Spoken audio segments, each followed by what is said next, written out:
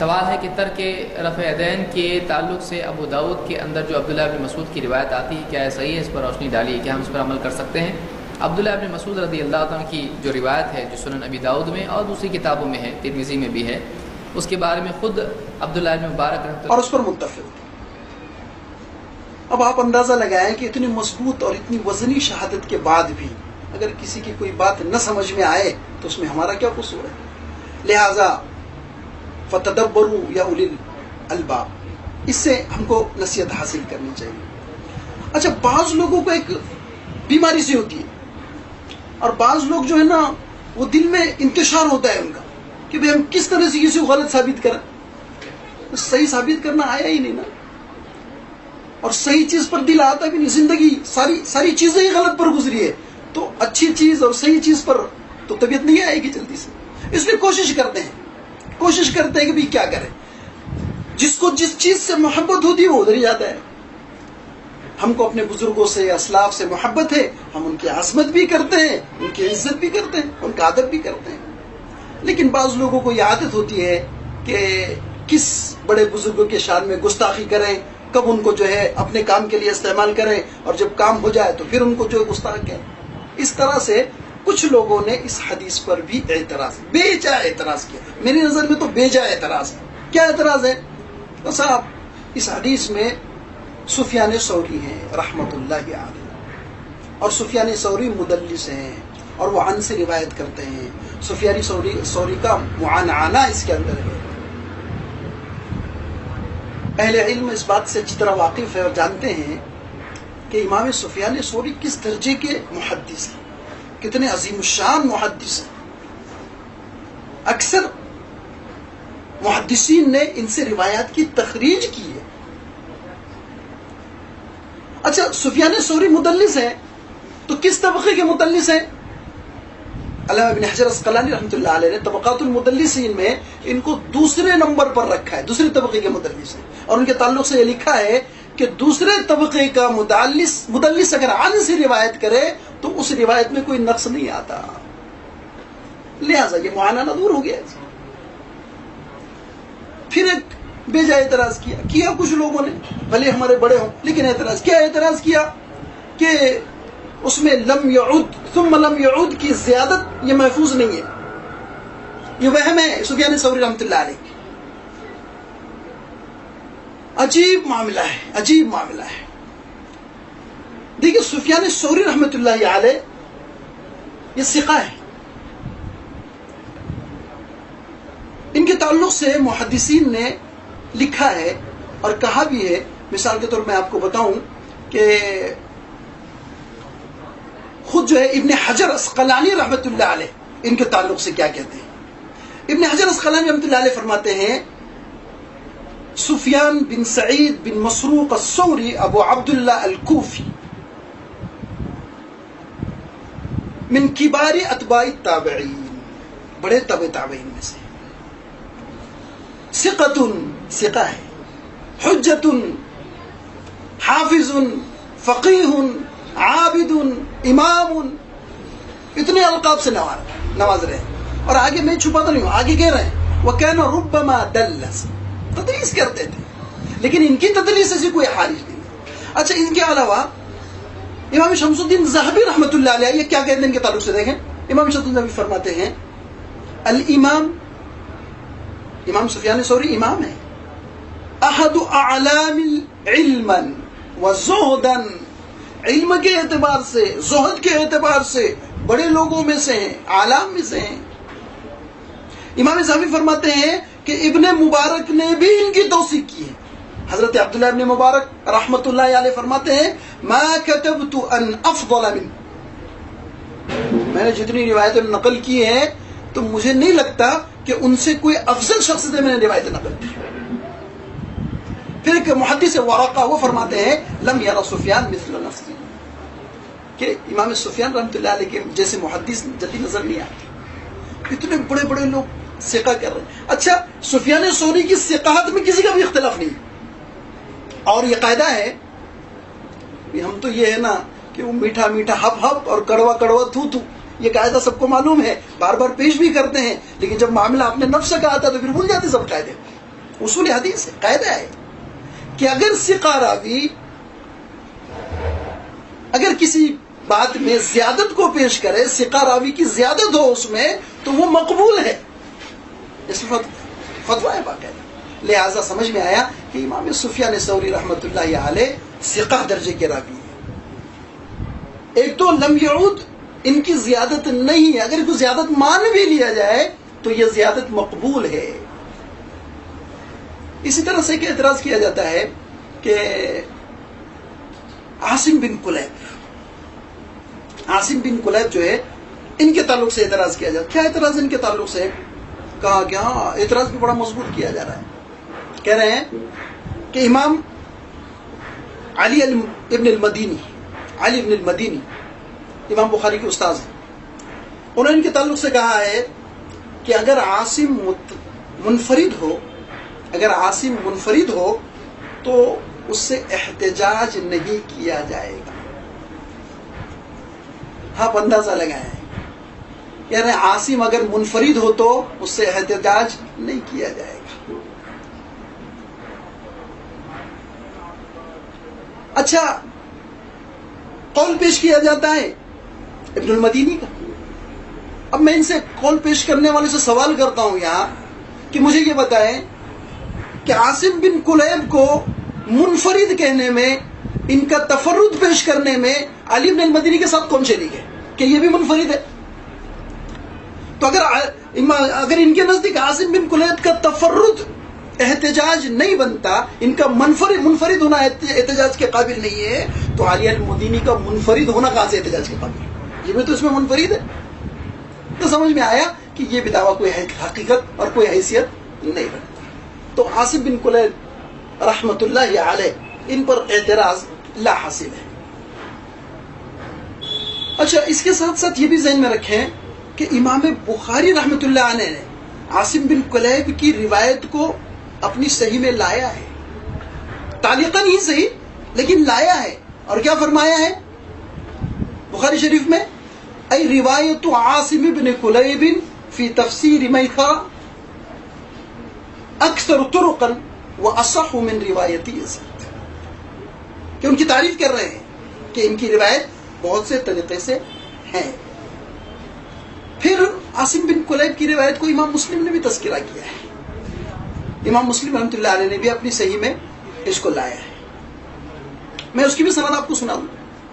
مسلم شریف باب النہی عن التخطم فی الوسطی والتی تلیہا، اس باب میں ایک حدیث امام مسلم لائے ہیں، فرماتے وحدثنا ابن ابی عمر قال حدثنا سفیان عن عاصم بن کلیب عن ابن لأبی موسیٰ قال سمعت علیا رضی اللہ عنہ قال نهاني يعني النبي صلى الله عليه وسلم أن أجعل خاتمي في هذه أو التي تليها۔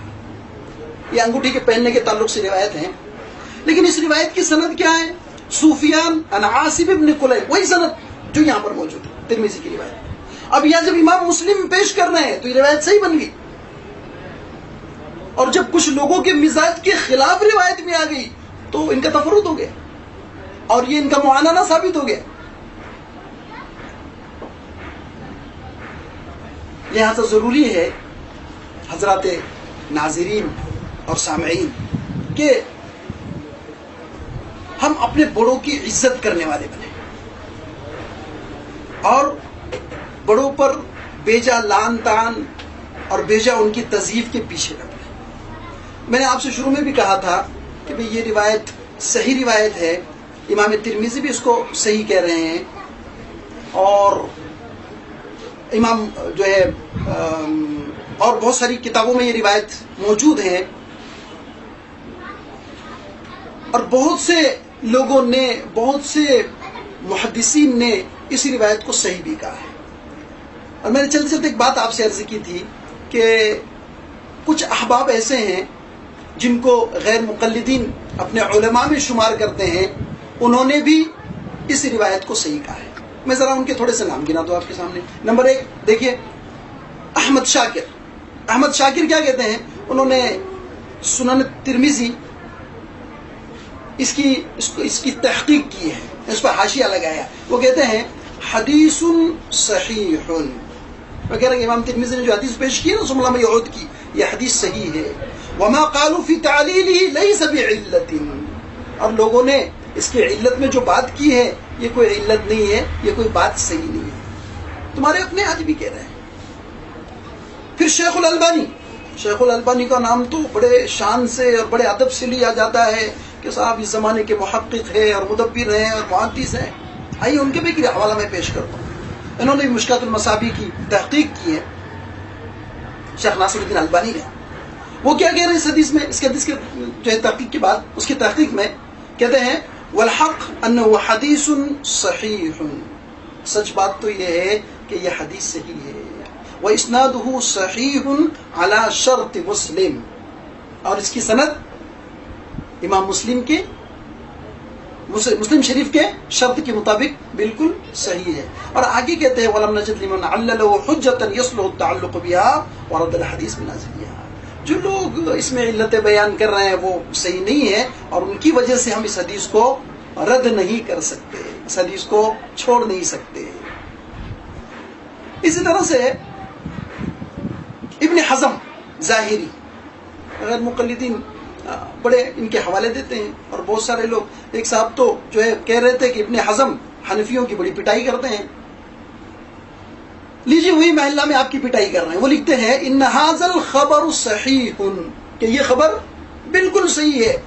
اب یاد رکھو ابن حزم کہہ رہے صحیح اور تم کہتے نہیں صاحب ابن حزم پہ اب جھوٹے ہو گئے، وہ بھی صحیح نہیں ہے. تو مانو گی کس کی؟ نہ اپنی مانتے ہو نہ دوسروں کی مانتے ہو،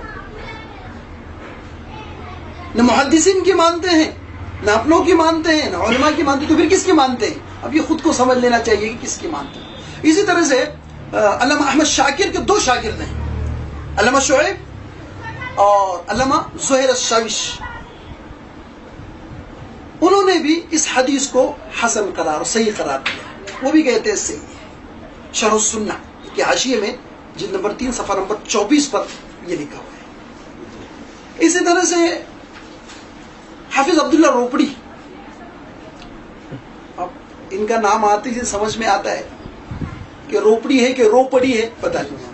وہ اپنا ان کا ایک رسالہ ہے رفع یدین اور آمین. اس کے صفحہ نمبر 71 پر لکھتے ہیں کہ ترمذی کا اس کو حسن کہنا، اس سے مراد سند کا اچھا ہونا ہے. چنانچہ ترمذی نے آخر کتاب العلل میں اس بات کی تصریح بھی کی ہے. تو سمجھ میں یہ آیا کہ اتنے حضرات اس کو صحیح کہہ رہے ہیں. اچھا اتنا ہی سب کچھ نہیں ہے، اس کے علاوہ پھر میں یہ کہوں گا کہ اگر آپ فتاوی کی لائن میں جائیں تو فتاوی میں دیکھیں کہ فتاوی نظیریہ، اب جانتے ہیں کہ یہ غیر مقلدین کے نزدیک کس درجے کی کتاب ہے. یہ فتاوی نظیریہ مترجم جلد اول صفحہ 361. اس پر جو ایک سوال پوچھا گیا رفع الیدین کے تعلق سے، تو انہوں نے اس کا جواب لکھا. کیا لکھا جواب پر پوشیدہ نہیں ہے کہ رکوع میں جاتے وقت، رکوع سے اٹھتے وقت رفع الیدین کرنے میں لڑنا، جھگڑنا، تعصب اور جہالت سے خالی. ذرا ان الفاظ پر غور کریں، اور میں وہ حضرات سے جو متعصبین ہیں، متشددین ہیں اور بہت زیادہ تعصب اور نفرتیں پھیلاتے ہیں، اسے کہوں گا ان الفاظ پہ کم سے کم اپنوں کی تو مانو. ان الفاظ پہ غور کریں. کیا کہہ رہے ہیں کہ رکوع میں جاتے وقت اور رکوع سے اٹھتے وقت رفع الیدین کرنے میں لڑنا، جھگڑنا، تعصب اور جہالت سے خالی نہیں ہے. کیوں؟ کیونکہ مختلف اوقات میں رفع الیدین کا کرنا اور نہ کرنا دونوں ثابت ہے، اور دونوں طرح کے دلائل موجود ہیں. اور آگے لکھتے ہیں شیخ عبدالحق محدث دہلوی رحمۃ اللہ علیہ میں شرح صفر السعادت میں طرفین کے دلائل بیان کر کے لکھا ہے کہ دونوں طریقوں کو ماننے کے سوا کوئی چارہ نہیں ہے. مولانا عبداللہ علی لکھنوی ارکان اربعہ میں طرفین کے دلائل لکھ کر فرماتے ہیں کہ اگر نہ کرے تو بہتر ہے، اگر کوئی کر لے تو کوئی حرج نہیں. یہ فتاوی نظریہ کا پورا جواب ہے. پھر دونوں طرح کی روایتیں موجود ہیں، پھر ہم اس میں تشدد کیوں کرتے ہیں؟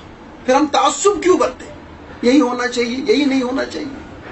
لہذا اسلامی اور شرعی سمجھ پیدا کرنے کی ضرورت ہے. چند کتابیں پڑھ کر اور چند چیزوں کو دیکھ کر اور چند لوگوں کی باتیں سن کر اپنے آپ کو علامہ سمجھنا، محقق سمجھنا، یہ نیلے درجے کی جہالت ہے. اور پھر علماء سے یہ کہنا کہ 9 سال تم نے کیا کیا اور 10 سال تم نے کیا کیا. انہوں نے تو گھنٹی بھی نہیں سنی مدرسے کی. جن لوگوں نے مدرسے کی کہ دیوار میں بھی داخل نہیں ہوئے 4 دیواری میں، اور مدرسے کے جو زینے پر بھی نہیں چڑھے ہیں، وہ بھی مفتی بن گئے اور محقق بن گئے ہیں. یہ بڑی خسارے کی بات ہے، بڑے ڈرنے کی بات ہے. ایسی چیزوں سے بہت ڈرنا چاہیے. اچھا، اسی طرح سے میں ایک چیز اور آخری بتاؤں آپ کے سامنے کہ فتاوی علماء اہل حدیث، یہ بھی ایک کتاب ہے. اس میں بھی اگر دیکھیں تو انہوں نے لکھا ہے کہ رفع الیدین کرنا ایک مستحب امر ہے جس کے کرنے پر ثواب ملتا ہے، اور نہ کرنے سے نماز کی صحت میں کوئی خلل نہیں آتا. اب وہ لوگ ذرا غور کر لیں جو کہتے ہیں کہ نہ کرنے والوں کی نماز نہیں ہوتی، اور نماز پڑھ کر کے کیا فائدہ. تو ایسے احباب کو یہاں غور و فکر کرنا چاہیے کہ ہر طرف سے یہی بات سامنے آ رہی ہے کہ یہ امر مستحب ہے، کر لے ٹھیک ہے، نہ کر لے کوئی بات نہیں. لیکن معزز حضرات، حاضرین اور ناظرین، اگر آپ احادیث کے ذخیرے پر غور کریں، صحابہ کرام کے عمل پر غور کریں، تابعین اور تبع تابعین کے عمل پر غور کریں، اور امت کے اندر جو تسلسل سے بات چل رہی ہے اس پر غور کریں، تو پھر یہی بات ثابت ہوتی ہے کہ رفع الیدین نہ کرنا ہی بہتر ہے. ترک رفع الیدین بہتر ہے. آپ دیکھیں کہ ترک رفع الیدین کی توثیق، رفع الیدین کی توثیق میں جو دلیل سب سے مضبوط پیش کی جاتی ہے، بخاری شریف کی دلیل، انشاءاللہ پھر کسی وقت اس کا جائزہ لیں گے اور اس کی تفصیل بھی آپ کے سامنے آئے گی. وہ حدیث متن کے اعتبار سے مضطرب ہے، اور ایک حدیث کو لے کر ہمارے پاس اب بخاری کی روایت ہے. بخاری کی روایت مضطرب روایت ہے، اگرچہ کہ متن بہت عمدہ ہے، بہت اچھا ہے، اگرچہ کہ سند بہت اچھی ہے، لیکن متن میں اضطراب ہے اس کی. انشاءاللہ اس کو بھی کسی وقت لے کر کے سمجھائیں گے. فی الحال ہمارے سامنے ترمذی شریف کی روایت تھی. اکثر محققین کا یہ کہنا ہے کہ یہ روایت صحیح ہے، حسن درجے کی ہے، اور امام ترمذی کا تو فتویٰ اور فیصلہ ہے کہ اسی پر اکثر صحابہ کا، تابعین کا، اہل کوفہ کا عمل تھا. اللہ تعالی مجھے بھی سمجھنے کی توفیق عطا فرمائے، آپ کو بھی سمجھنے کی توفیق عطا فرمائے، اور تمام امت کو سمجھ عطا فرمائے. شر اور فساد سے، تعصب، عداوت اور بغض سے ہم سب کی حفاظت فرمائے، اور متعصبین سے بھی حفاظت فرمائے. وآخر دعوانا الحمد للہ رب العالمین. والسلام علیکم ورحمۃ اللہ.